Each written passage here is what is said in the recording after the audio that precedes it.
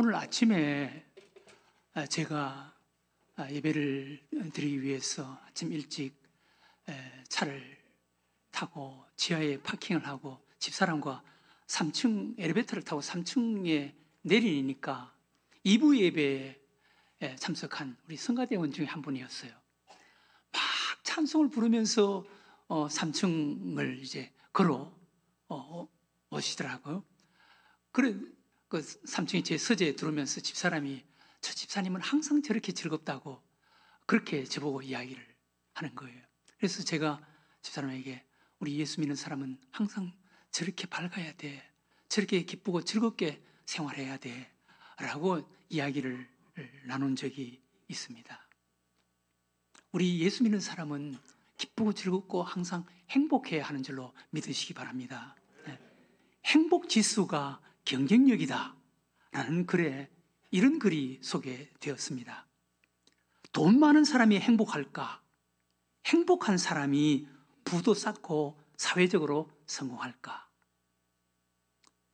일리노이 대학 심리학과 에드 디너 교수가 1976년 대학생 수천 명을 대상으로 조사한 결과에 따르면 대학생활 당시 행복하다라고 답했던 학생들이 20년 후에 소득을 조사했을 때 그렇지 않다라고 대답했던 학생들보다 훨씬 높은 소득을 올리고 있었다고 했습니다. 그래서 돈이 많아서 행복한 것이 아니라 행복한 마음가짐이 돈을 벌어다 준다는 결론이었습니다. 오늘날 많은 아버지는 돈을 많이 벌어다 주면 가족들이 행복하게 살 것이라고 맹신하는 경향이 있습니다. 그런데 실제로는 그렇지 않다는 것이 증명된 것입니다. 특히 한국의 부모들은 부자 이꼬르 행복이라는 공식에 사로잡혀서 일 중독자가 되고 정작 가정은 불행의 병이 들어가고 있다는 것입니다. 우리나라 사람들은 가난한 사람들을 보고 못 사는 집이라고 하고 돈이 많은 사람들을 보고 잘 사는 집이라고 표현하는데 잘못된 표현이라는 것입니다. 돈이 많은 사람은 부자지 잘 사는 사람이 아니라는 것입니다.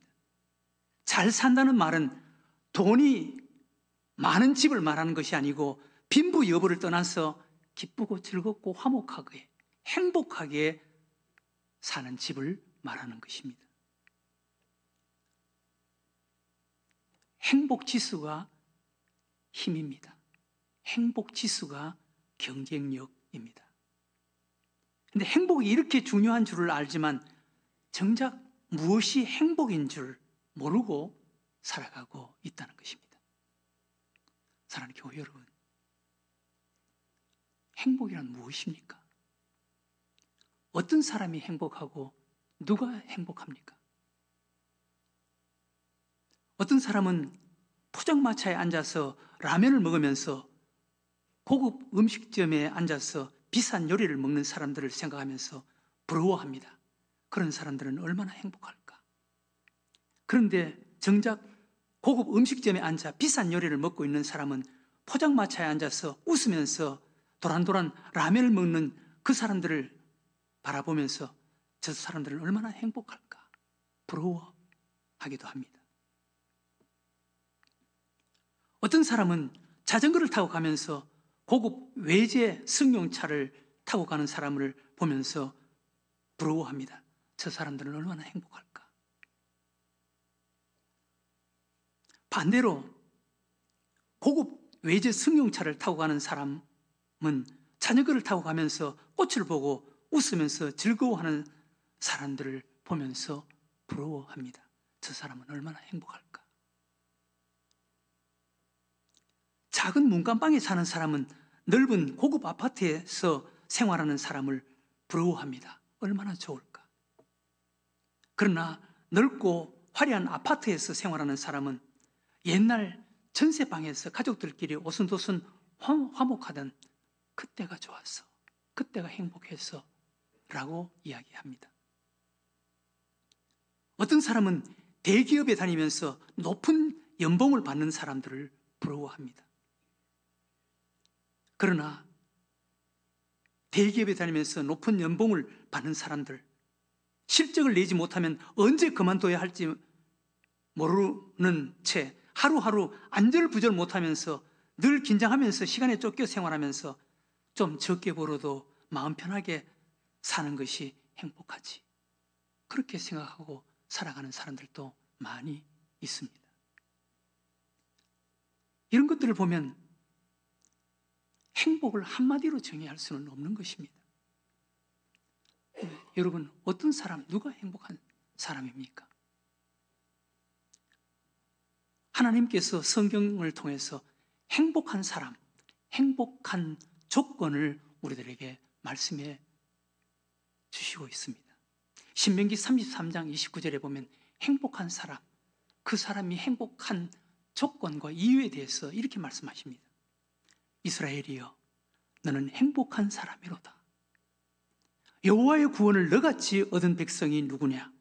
그는 너를 돕는 방패시요 내 영광의 칼이시로다. 내 대적이 내게 복종하리니 내가 그들의 높은 곳을 밟으리로다. 이것은 모세가 죽기 전에 이스라엘 백성들을 바라보면서 부러워하며 탄식하면서 고백한 고백입니다. 모세가 죽기 전에 이스라엘 백성들을 바라보면서 이스라엘이여, 너희들은 행복한 백성들이다 라고 그렇게 부러워하면서 눈을 감습니다. 모세만큼 이스라엘 백성들을 가까이서 본 사람이 누가 있겠습니까? 모세만큼 이스라엘 백성들을 잘 알고 있는 사람이 누가 있겠습니까? 모세는 40년 동안 이스라엘 백성들과 함께 울고 웃으면서 광야 생활을 한 사람입니다. 그런 모세가 이스라엘 백성들을 바라보면서 너희들은 정말 행복한 백성들이다 라고 부러워하면서 눈을 감는 것입니다. 이스라엘이여, 너희는 행복한 사람이로다. 우리 인간적인 기준, 인간적인 눈 판단으로 보면 이스라엘 백성들이 행복한 사람들입니까? 40년간 집 한 칸 없이 광야에서 떠돌이 생활을 한 사람이었습니다. 먹을 것이 없이 그저 아침에 하나님께서 만나를 내려주시면 그거 거둬서 하루하루 살아가던 그런 사람이었습니다.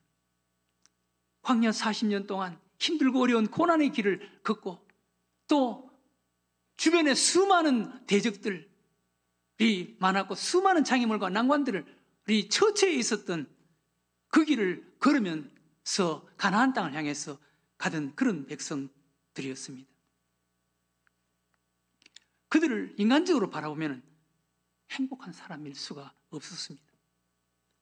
그러나 모세는 그들을 바라보면서 이스라엘이여, 너희들은 행복한 사람들이다 라고 부러워하면서 눈을 감는 것입니다. 이스라엘이 그러면 왜 행복한 사람이었습니까? 어떻게 했기 때문에 모세는 이스라엘 백성들을 바라보면서 그렇게 부러워하면서 너희들은 정말 행복한 백성들이다 라고 부러워하면서 눈을 감습니까? 그들은 하나님께 은혜를 받은 백성들이었기 때문에, 은혜를 받은 자들이었기 때문에 행복한 자들이었다는 거예요. 은혜가 축복이고 은혜가 행복이라는 것입니다. 이스라엘 백성들은 하나님의 은혜로 구원받았습니다. 그들은 애굽에서 구원받았습니다. 430년간 노예 생활, 인간다운 생활을 한 번도 누려보지 못하고 남의 나라에서 노예로 살다가 남의 나라에 눌려서 살았습니다. 학대받고 핍박받고 눈물과 고통 속에 살았습니다. 자유가 없었고 희망이 없었던 생활이었습니다. 그러니 마음의 평안함이나 마음의 기쁨도 없었습니다. 하나님께서 그 백성들을 이렇게 말합니다. 출애굽기 3장 7절 8절에 여호와께서 이르시되 내가 애굽에 있는 내 백성의 고통을 정령히 보고 그들이 그들의 감독자로 말미암아 부르짖음을 듣고 그 근심을 알고 내가 내려가서 그들을 애굽인의 손에서 건져내고 그들을 그 땅에서 인도하여 아름답고 광대한 땅, 젖과 꿀이 흐르는 땅, 가나안 족속, 헷 족속, 아모리 족속, 브리스 족속, 히위 족속, 여부스 족속의 지방에 데려가려 하노라. 하나님께서 애굽 땅에서 430년간 노예 생활을 하던 그 노예 생활, 고통 속의 부르짖음과 눈물과 탄식, 비참한 모습을 하나님께서 보았다는 것입니다. 그들이 그렇게 생활했습니다. 그 노예의 그 고통, 저주에서 하나님께서 그들을 구원해 내주신 것이었습니다. 그들이 애굽에서 출애굽을 할 수 있는 아무런 힘도 능력도 없었습니다. 그런데 하나님께서 그들을 애굽에서 구원해 내주신 거예요. 하나님의 은혜로 그들을 애굽에서 구원해 내주신 것입니다. 그러니 그들이 얼마나 좋았겠습니까? 얼마나 감격했겠습니까? 430년 동안 노예 생활을 하던 그 비참한 생활, 그들은 자신의 힘으로 거기서 벗어날 아무런 능력도 조건도 없었는데 하나님의 은혜로 그들을 애굽에서 구원해 주신 거예요. 얼마나 감격했겠습니까? 여러분, 이런 은혜와 감격이 있다면 좀 불편하면 어떻습니까? 좀 가난하면 어떻습니까? 좀 배고프면 어떻습니까? 네. 행복하지 않겠습니까? 이런 은혜가 있다면 여러분, 좀 불편한 데서 잠자면 어떻습니까? 좀 남루한 음식을 먹으면 어떻습니까? 좀 힘들고 어려운 그런 길을 걸어가면 어떻습니까? 행복하지 않겠습니까? 모세는 이스라엘 백성들을 바라보면서 너희들은 행복한 백성들이다. 또 하나는 하나님이 은혜로 그들과 함께 하시고 그들을 도우시니까 너희들은 참 행복한 백성이다 라고 고백하는 거예요. 그는 너를 돕는 방패시요 너의 영광의 칼이시로다. 이스라엘 백성들만큼 약하고 초라한 천한 사람들이 없었습니다. 그들은 430년간 남의 나라에서 노예 생활 종살이를 했습니다. 그런 그들이 하나님의 은혜로 구원받아 광야로 나와서 약속의 땅, 가나안 땅으로 가는 길에 하나님이 그들과 함께 하는 거예요. 하나님이 아침마다 만나를 그들에게 공급해 주시고 목이 말라서 허걱대면은 반석을 깨뜨려서 생수를 나게 해 주시고 그들 앞에 장애물을 제거해 주시고 수많은 대적들을 하나님이 그들을 물리쳐 주시고 불기둥과 구름기둥으로 그들을 인도해 주시고 마침내 가나안 땅으로 그들을 데리고 들어가는 거예요.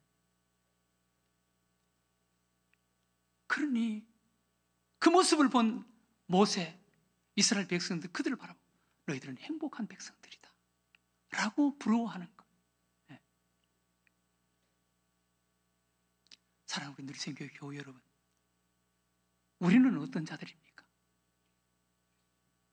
우리는 하나님의 은혜로 구원받은 자들 아닙니까? 우리 역시 이스라엘 백성들이 애굽 땅에 430년간 노예 생활을 했던 그 비참한 그 노예 속에서 그 끌려다니면서 고통당하고 괴로움당하고 어려움당하고 그 죄의 노예 아래서 비참하게 생활하던 자들 아닙니까? 우리 역시 사탄 마귀 죄의 노예로 살아오지 않았습니까? 우리 역시 그 노예 안에서 생활할 때 기쁨도 감사도 희망도 소망도 없이 살아가던 자들 아니었습니까? 그런데 하나님의 은혜로 예수 그리스도의 공로로 우리가 죄 용서함을 받고 죄에서 자유함을 얻고 하나님을 아버지라 부르면서 하나님의 거룩한 백성으로 사는 자들 되지 않았습니까? 우리 역시 하나님의 은혜로 보호하심을 받고 공급하심을 받고 하나님께 인도함을 받는 자들 되지 않았습니까? 이스라엘 백성들 애굽에서 구원해 내시고 그리고 광야 길을 걸어가게 하는 동안 하나님이 아침마다 그들에게 만나를 공급해 주시고 목이 말라 힘들어할 때 반석을 깨뜨려서 생수를 나게 해주시고 그리고 그들 앞에 장애물들을 제거해 주시고 대적을 물리쳐 주시고 불기둥과 구름기둥으로 인도해 주시고 마침내 가나안 땅으로 인도해 주셨던 것처럼 우리도 우리 하나님께서 그와 같이 우리를 보호해 주시고 지켜주시고 우리에게 때로는 공급해 주시고 우리를 인도해 주시지 않습니까? 네. 그렇다면 우리도 행복한 백성인 줄로 믿으시기 바랍니다. 행복한 자인 줄로 믿으시기 바랍니다. 네. 우리 역시 행복한 자인 거예요. 하나님의 은혜로 구원받았고 하나님의 은혜로 보호받고 하나님의 은혜로 인도함을 받기 때문에 우리 역시 행복한 자인 것입니다. 구세군 지도자 가운데 제임스 티크라는 분이 계셨습니다. 이분이 시카고 구세군 본영에서 하나님의 은혜를 설교했습니다. 하나님의 은혜는 어떤 불행보다, 어떤 역경보다, 어떤 고통보다 풍성하고 그의 위로는 우리의 삶을 넘치게 한다라고 설교했습니다. 하나님의 은혜 안에서 우리는 행복한 자라고 설교했습니다. 그 설교가 끝나자마자 한 젊은이가 일어나서 당돌하게 이렇게 질문을 했습니다. 티크 사관님, 당신은 이럴 때도 하나님의 은혜라고 말할 수 있겠습니까? 당신의 아내가 죽고 나서 어린아이들이 엄마를 보여달라고 졸라대고 칭얼댈 적에 그래도 하나님은 당신의 생애에 있어서 은혜의 하나님이라고 감히 말할 수가 있겠습니까? 질문을 했습니다. 그때 제임스 티크 사관이 이렇게 말했습니다. 형제님, 나는 아직 그런 환경을 당해보지는 않았습니다. 그렇지만 다른 역경들을 수없이 당해보았습니다. 그런데 그때마다 하나님께서는 내게 은혜의 하나님이셨고 승리의 하나님이셨습니다. 아마 내 아내가 죽는 그런 극한 슬픔 속에서도 우리 하나님께서는 우리의 모든 것에 모든 것이 되어주실 것을 저는 믿습니다. 그런데 불행하게도 이 티크의 부인이 뉴욕에서 시카고로 기차를 타고 오다가 기차가 전복당하는 사고로 죽고 말았습니다. 그 설교를 한 지 며칠 후에 일어난 사고였습니다. 제임스 티크는 자기가 하나님의 은혜를 설교했던 그 구세군 본영에서 자기의 사랑하는 아내의 장례식을 치러야 했습니다. 많은 조문객이 찾아와서 위로해 주었습니다. 마지막 순서에 그가 일어나서 오신 분들에게 감사를 표시하면서 이렇게 말했습니다. 여러분,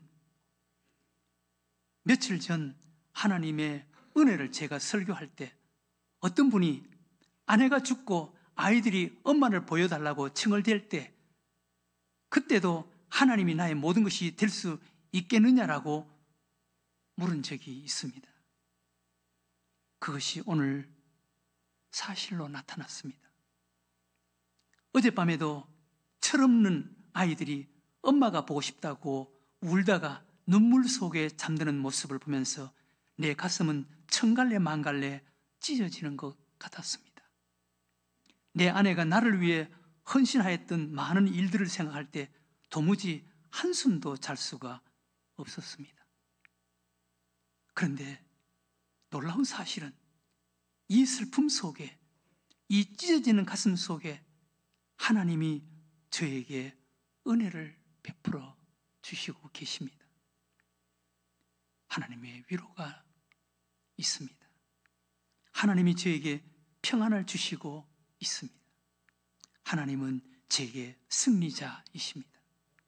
이 슬픔 속에서도 내 시선이 하나님을 바라볼 때 그분은 내게 지금도 위로와 기쁨을 주시고 있습니다. 하나님은 제게 은혜의 하나님입니다. 저는 이 상황 속에서도 하나님을 찬양합니다. 라고 고백했습니다. 절대적인 슬픔과 고통 속에서도 그 고통과 슬픔을 이기게 하시는 하나님. 우리에게 산 소망을 주시고 그 소망으로 기뻐하고 찬송하게 하시는 하나님. 이 은혜가 있을 때 이 은혜가 있을 때 우리는 행복한 자가 되는 거예요. 세상의 어떤 조건 가지고 행복할 수 있는 것이 아니에요. 사랑하는 우리 늘생교회 교회 여러분, 여러분들은 이 하나님을 아십니까? 이 하나님을 믿습니까? 이 하나님의 은혜가 있습니까? 그렇다면 여러분들도 행복한 자인 줄로 믿으시기 바랍니다. 네. 행복 지수가 힘입니다. 행복 지수가 경쟁력입니다. 행복이 세상을 이기게 만드는 것입니다. 오늘 우리가 읽은 하나님 말씀에 이 은혜에 감동하고 감격해서 탄성을 지르는 한 사람의 모습을 볼 수가 있습니다. 그것은 바로 사도 바울입니다. 로마서 8장 36절에서 38절, 사도 바울은 이렇게 큰 소리를 칩니다. 누가 우리를 그리스도의 사랑에서 끊으리요? 환난이나 공고나 박해나 기근이나 적신이나 위험이나 칼이랴. 기록된 바 우리가 종일 주를 위하여 죽임을 당하게 되며 도살당할 양같이 여김을 받았나이다 함과 같으니라. 그러나 이 모든 일에 우리를 사랑하시는 이로 말미암아, 우리에게 은혜를 베풀어 주시는 하나님으로 말미암아 우리가 이 모든 것을 넉넉히 이기느니라. 넉넉히 이기느니라. 이기고도 남느니라.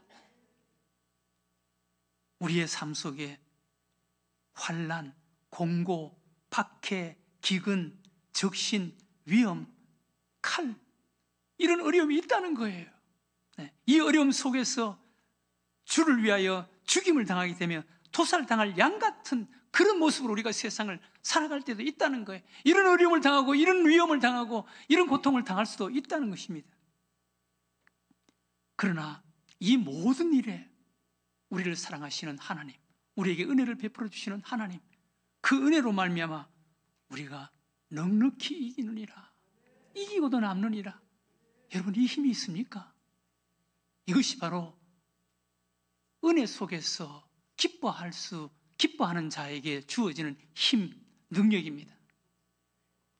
기쁨이 바로 세상을 이기는 경쟁력인 거예요. 힘인 것입니다.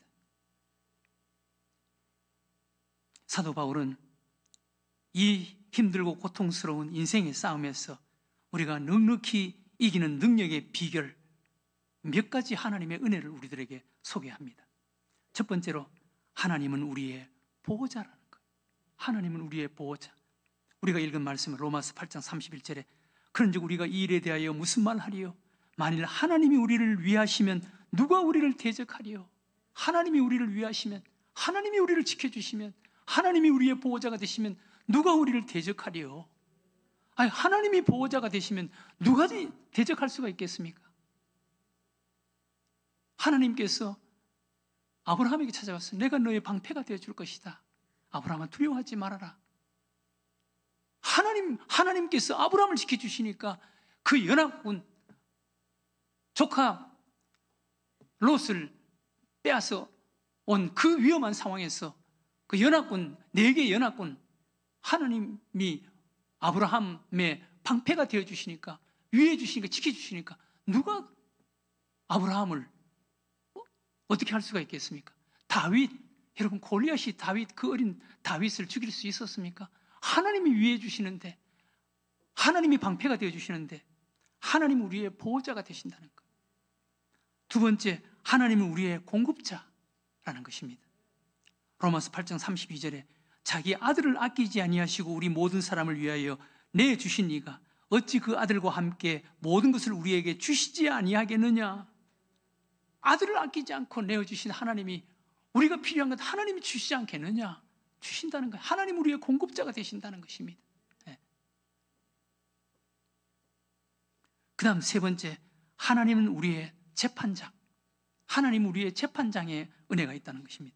로마서 8장 33절에 누가 능히 하나님께서 택하신 자들을 고발하리요? 의롭다 하신 이는 하나님이시니. 누가 하나님께서 택하신 자들을 고발하리요? 고발하면 고발하려지. 하나님이 의롭다라고 하시면 되는 거지. 의롭다 하신 이는 하나님이시니. 네 번째, 예수님은 우리의 중보자 은혜. 로마서 8장 34절에 누가 정죄하리요?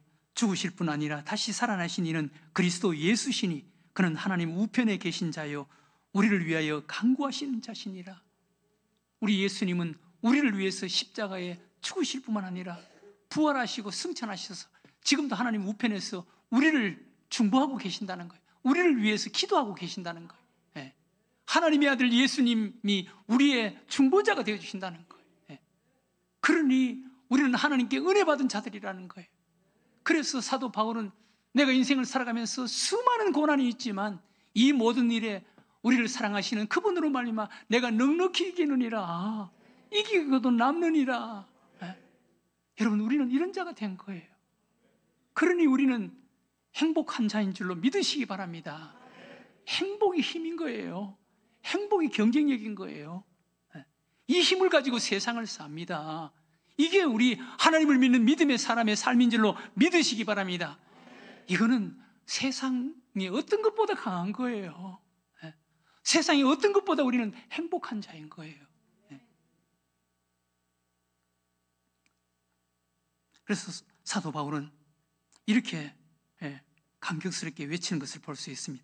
로마서 8장 38절 39절에 내가 확신하노니 사망이나 생명이나 천사들이나 권세자들이나 현재일이나 장래일이나 능력이나 높음이나 깊음이나 다른 어떤 피조물이라도 우리를 우리 주 그리스도 예수 안에는 하나님의 사랑에서 끊을 수 없으리라. 세상에 어떤 것이 예수님이 우리를 사랑하시는 그 사랑을 끊을 수가 있겠느냐? 하나님이 우리를 사랑하시는 그 사랑에서 끊을 수 있겠느냐? 끊을 수 없습니다. 여러분들이 자녀를 사랑하는 그 사랑, 그것을 끊을 수가 있겠습니까? 하나님이 우리를 사랑하시는 그 사랑에서 뭐가 끊을 수가 있겠습니까? 독생자를 우리에겐 보내주셔서 우리를 우리 죄값을 위해서 십자가에서 대신 죽게 해주시고 그 대가로 우리를 구원해서 자녀 삼아주신 하나님의 그 사랑에서 뭐가 끊을 수가 있겠습니까? 우리를 위해서 십자가에 대신 죽어주신 예수 그리스도의 그 사랑에서 뭐가 그 사랑을 끊을 수가 있겠습니까? 그래서 사도 바울은 이것을 생각하면서 이렇게 감격하는 거예요. 이렇게 외치는 거예요. 사랑하시는 우리 늘생교회 교우 여러분, 우리도 하나님이 은혜로 우리를 구원하셨으니까 여러분 기뻐하시기 바랍니다. 하나님이 은혜로 지켜주실 테니까 사랑하는 교우 여러분 두려워하지 마시기 바랍니다. 하나님이 은혜로 이기게 해주실 테니까 교우 여러분 안심하시기 바랍니다.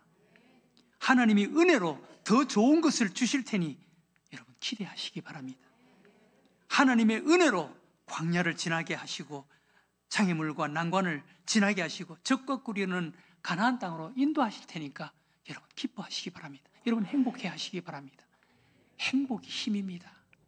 행복이 세상을 이기는 조건입니다. 행복이 세상을 이기는 가장 강한 경쟁력입니다. 이런 믿음 안에서 사도 바울이 오늘 이렇게 감격스럽게 외쳤던 것처럼 이런 믿음, 이런 감격 속에서 세상을 이기며 살아가는 여러분들과 제가 되시기를 주의 이름으로 축원합니다.